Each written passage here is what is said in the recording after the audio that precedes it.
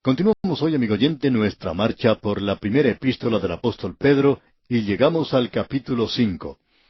Este será nuestro último estudio en esta primera epístola del apóstol Pedro. Tenemos aquí el sufrimiento en la segunda venida de Cristo. La vida cristiana comienza con el sufrimiento del Señor Jesucristo en la cruz por usted y por mí. Él pagó por la culpa de sus pecados y los míos.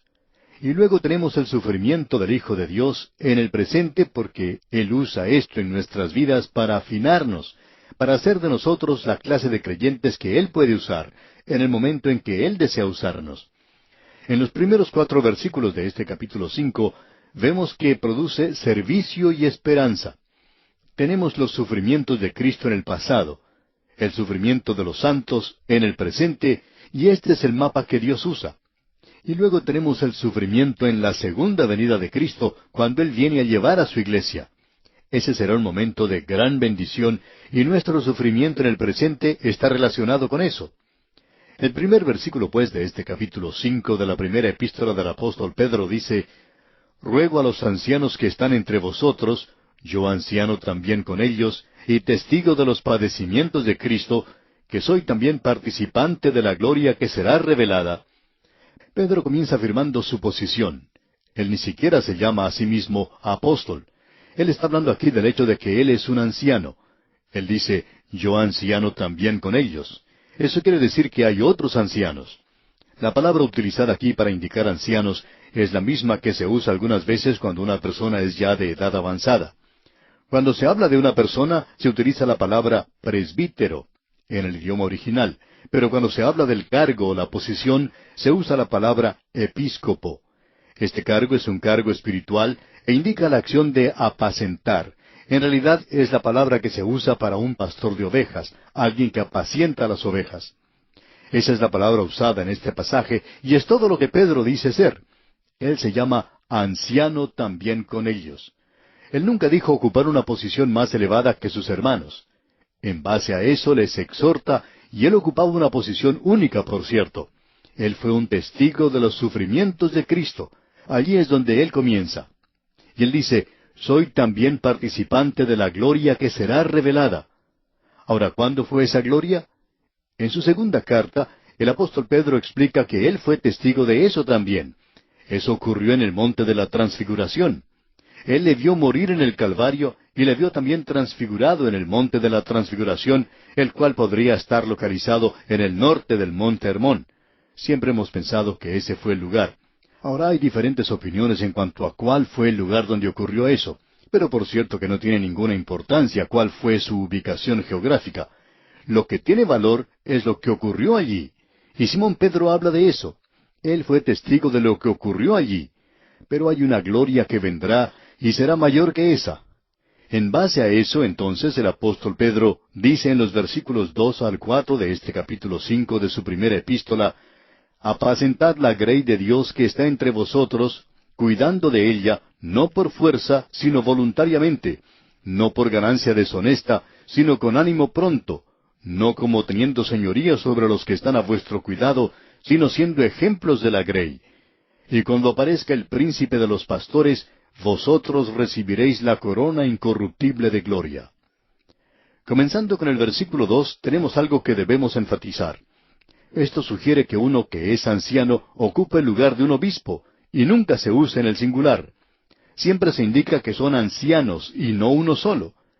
Pero esto significa ser pastor de un rebaño, y sugiere visión y protección, supervisión y disciplina, instrucción y dirección. Y todo esto lo tenemos aquí, y que todo este ministerio debe ser desarrollado en el presente de una forma positiva, pero también se da un mandato negativo. Tiene que hacerse por la debida razón o con un espíritu correcto, no porque tiene que hacerse, sino porque ellos han escogido hacer eso. Veamos lo que dice. «Apacentad la grey de Dios que está entre vosotros, cuidando de ella, no por fuerza, sino voluntariamente». Dios no quiere que usted haga esto de mala gana, amigo oyente. Bueno, si no pueden conseguir que otro lo haga, pues lo hago yo.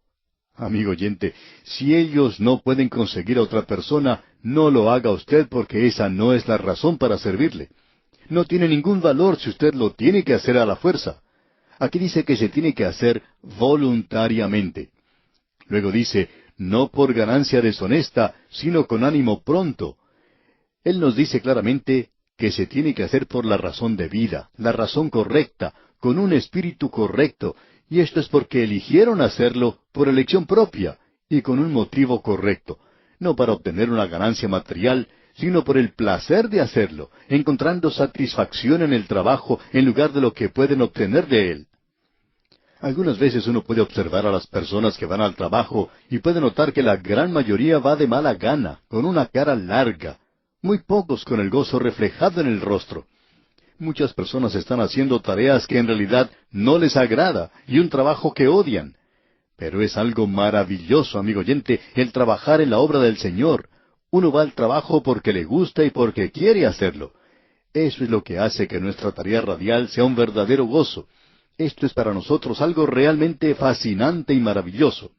Pues bien, de esto está hablando Pedro. Tiene que haber una motivación correcta. Y en el versículo 3 dice Pedro, no como teniendo señorío sobre los que están a vuestro cuidado, sino siendo ejemplos de la grey. Es decir, que tiene que hacerse de la manera correcta, no empujando a la gente, sino guiándola, no dominando, sino dando un buen ejemplo. Es, por tanto, una tarea donde uno tiene que ser un ejemplo de la grey. No creemos que un predicador pueda ir al púlpito y decirle a la gente que haga algo que él mismo no está dispuesto a hacer. Tampoco podemos pedirle a la gente que dé dinero para una causa a la que nosotros no estamos dando también. Creemos que no tenemos ningún derecho de demandar de la gente aquello en lo cual no estamos participando nosotros mismos. Luego Pedro continúa diciendo en el versículo 4, y cuando aparezca el príncipe de los pastores, vosotros recibiréis la corona incorruptible de gloria. Tiene que hacerse dándose cuenta que en eso ellos están sirviendo al príncipe de los pastores, ante quien deben rendir cuenta, y quien recompensará el servicio rendido con recompensas que son eternas. No crea que uno está trabajando sin esperar recibir algo. Eso no lo hacemos nosotros. El apóstol Pablo indicó de manera clara que el creyente no es una persona que trabaja sin esperar un pago. Usted debe trabajar para Él y esperar una recompensa algún día. Así es como debemos servirle. Ahora él dice algo en cuanto a recibir una corona de gloria. Hay muchas coronas y ya las hemos mencionado. El Señor dará una corona de vida, una corona de justicia, y ya hemos hablado de esto. Ahora se menciona una corona de gloria. Según opinamos nosotros, esto indica que usted llegará a compartir de la gloria del Señor. Todavía no hemos tenido oportunidad en este estudio de hablar en cuanto a la gloria de Dios. Y no podemos hacerlo ahora. Solo quisiéramos decir esto. Hay unas 17 palabras en el Antiguo Testamento que han sido traducidas con la palabra gloria. Y esa es la palabra que se usa en el presente. Ahora, ¿qué comprende usted por la palabra gloria? ¿Qué quiere decir? ¿Qué tamaño tiene? ¿Qué forma tiene? ¿Cuál es su color? ¿Qué es la gloria? Nos imaginamos que la mayoría de los creyentes tiene una idea muy nebulosa de lo que es esto. Bueno, hemos descubierto que la gloria tiene forma y tamaño. Escuche, los cielos cuentan la gloria de Dios, y el firmamento muestra la obra de sus manos. No vamos a entrar en detalles hoy, pero el tamaño de este universo nuestro es algo realmente asombroso, y no creemos que hayamos apreciado mucho del universo de Dios. Es tan grande. Y eso es gloria, la grandeza de nuestro Dios. Ahora, ¿qué podemos decir en cuanto al color? Bueno, contemple usted este vasto universo de noche. Mire hacia el cielo. En el otoño las hojas de los árboles cambian de color en algunos lugares. Y es maravilloso poder contemplar los colores en los árboles. Eso es gloria, la gloria de Dios. ¿Y qué de las plantas y las flores? El hombre que cuida su jardín planta una pequeña semilla, y luego espera que nazca una planta, y con el pasar del tiempo aparece una hermosa flor. Y aún así, hay personas que le quieren decir a uno que no hay Dios. La gloria ha venido. Amigo oyente, esto es algo realmente maravilloso. Nosotros vamos a poder compartir eso algún día, porque Él dará una corona de gloria. Ahora el Señor es llamado aquí el príncipe de los pastores. El buen pastor entrega su vida por las ovejas, eso lo vemos allá en el Salmo 22. El gran pastor de las ovejas cuida de ellas. Eso lo encontramos en el Salmo 23. En el Salmo 24, Él es el príncipe de los pastores, y eso es cuando Él aparece. Nosotros seremos parte de ese rebaño. Esto es verdaderamente maravilloso, amigo oyente. Ahora, en el versículo 5 de este capítulo 5 de la primera epístola del apóstol Pedro, leemos, igualmente, jóvenes, estad sujetos a los ancianos. Hay muchos que han cambiado esto en el presente y dicen que son los ancianos los que tienen que estar sujetos a los jóvenes. Estos son los que protestan, que no quieren tener nada que ver con las autoridades establecidas. Pero los creyentes jóvenes tienen que darse cuenta que ellos deben estar sumisos unos a otros, revestidos de humildad, porque Dios resiste a los soberbios y da gracia a los humildes. Jóvenes, dice, estad sujetos a los ancianos. Después de todo, si usted, joven amigo, tiene un padre que es piadoso y temeroso de Dios, él tiene mucho sentido común, y quizá más del que usted tiene. Cierto joven se sentía avergonzado de su padre cuando fue a estudiar a la universidad, aunque su padre ganaba buen dinero y tenía una buena posición, pero este joven se sentía avergonzado de él. Su padre tenía, según él, ideas muy a la antigua, pero después de concluir sus estudios, no vio a su padre por unos cuantos años, y cuando se encontró con él, se sorprendió al ver todo lo que su padre había aprendido en tan corto tiempo. Y hay muchos jóvenes, amigo oyente, que se dan cuenta que sus padres aprenden mucho después que ellos mismos han estado en la escuela de los golpes duros. Luego, prosiguiendo con este mismo versículo 5, Pedro dice, y todos sumisos unos a otros. Los creyentes no deben insistir en que se hagan las cosas a su manera, por encima de los demás. Dice aquí, y revestíos de humildad. Aquí nos encontramos en un pasaje que nos enseña que el sufrimiento produce humildad y paciencia en vista de la venida de Cristo. Él dice en la segunda parte de este versículo 5, revestíos de humildad, porque Dios resiste a los soberbios y da gracia a los humildes. Aquí tenemos algo que es verdaderamente maravilloso. Pedro ha hablado mucho en cuanto a este asunto de la humildad y también de la gracia. Una persona orgullosa o soberbia no puede disfrutar de la gracia de Dios. Eso sucede solamente cuando nos acercamos en humildad y tenemos que estar revestidos de ella. En realidad es como si nos pusiéramos una armadura. Ese es el cuadro que se presenta aquí. Esa debe ser la actitud del Hijo de Dios. El que establecerá justicia es Jesucristo, y Él arreglará las cosas cuando regrese a este mundo. Usted no lo puede hacer, amigo oyente, aunque crea lo contrario.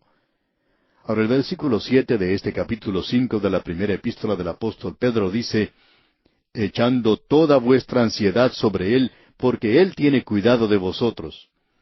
Esto habla de la ansiedad. Venid a mí todos los que estáis trabajados y cargados, y yo os haré descansar. Lleve su carga de pecados al Señor, amigo oyente, y Él le salvará. Más tarde puede ir a Él, y Él le ayudará con sus problemas. Echad vuestras cargas sobre Él, dice el apóstol Pablo en su epístola a los Filipenses. Él es quien puede arreglar las cosas. Debemos llevar todo a Él en oración y dejar eso a sus pies. No debemos tratar de volver a tomar esa carga. Y en el versículo 8 dice Pedro, sed sobrios y velad, porque vuestro adversario el diablo, como león rugiente, anda alrededor buscando a quien devorar. El comienzo de este versículo dice, sed sobrios. Esta expresión no es la misma que encontramos allá en el capítulo 4, versículo 7. Allí indicaba que uno tiene que ser un creyente inteligente. Pero aquí se usa otra palabra que indica que no se debe beber vino. Es importante que notemos eso. Luego se nos dice que debemos resistir al diablo. Satanás anda suelto por este mundo, amigo oyente. Y en el versículo 9 de este capítulo 5 de la primera epístola del apóstol Pedro leemos en la primera parte, al cual resistid firmes en la fe. Ahora el cuadro que tenemos aquí es el de un ejército que está firme contra el enemigo. Nosotros debemos estar juntos con los demás creyentes. No creemos que usted pueda resistir al diablo por sí solo, amigo oyente. Usted no solo necesita la armadura de Dios, sino que también necesita que los creyentes estén a su lado. Es bueno hacer saber a los creyentes cuando uno tiene dificultades, porque ellos pueden estar así a nuestro lado. Necesitamos eso, y eso es lo que quiere decir esto de resistir firmes en la fe. Y la última parte de este versículo 9 dice, sabiendo que los mismos padecimientos se van cumpliendo en vuestros hermanos en todo el mundo. Ahora en el versículo 10 dice, mas el Dios de toda gracia, que nos llamó a su gloria eterna en Jesucristo. Nosotros no tenemos gloria en nosotros mismos. La iglesia es en cierto sentido como la luna. La luna refleja la luz del sol. Es sólo una luz reflejada. Nosotros vamos a compartirla en Cristo Jesús. En realidad la palabra Jesús no está en los mejores manuscritos. Quiere decir en Cristo. Es esa expresión bien conocida con la cual hemos tratado anteriormente. Ahora aquí sigue diciendo en el versículo 10, después que hayáis padecido un poco de tiempo, Él mismo os perfeccione. Esto indica que Él es quien nos perfeccionará. Y continúa diciendo en la parte final de este versículo 10, afirme, fortalezca y establezca. Esto quiere decir fortalecer a los creyentes. El Señor le dijo a Simón Pedro, fortalece a los hermanos y luego establéceles. Eso quiere decir restaurarles. Y en el versículo 11 dice Pedro, a Él sea la gloria y el imperio por los siglos de los siglos. Amén. Luego él sigue con una postdata aquí en el versículo 12. Por conducto de Silvano, a quien tengo por hermano fiel, os he escrito brevemente, amonestándoos y testificando que esta es la verdadera gracia de Dios en la cual estáis. Silvano fue quien escribió esto. Si a usted no le gusta el griego utilizado, pues puede echarle la culpa a Silvano. Y ahora en el versículo 13 dice, la iglesia que está en Babilonia. Creemos que esto se refiere literalmente a Babilonia. Pedro es demasiado práctico para hablar en sentido figurado. Y en el versículo 13 dice, la iglesia que está en Babilonia, elegida juntamente con vosotros, y Marcos mi hijo, os saludan. Ahora aquí vemos que Marcos terminó haciendo bien las cosas. Y en el último versículo dice Pedro, saludaos unos a otros con ósculo de amor. Paz sea con todos vosotros los que estáis en Jesucristo. Amén. Hay muchas cosas que podríamos enfatizar aquí. Por ejemplo, el ósculo de amor. Bueno, tenemos que estar seguros de que se trata del beso correcto. Alguien dijo, el beso para una muchacha joven es esperanza, para una mujer casada es fe, y para una solterona es caridad. Creemos, amigo oyente, que es mejor dar un apretón de manos. Bien, y así concluimos nuestro estudio de esta primera epístola del apóstol Pedro. Esperamos que haya sido de gran bendición para usted.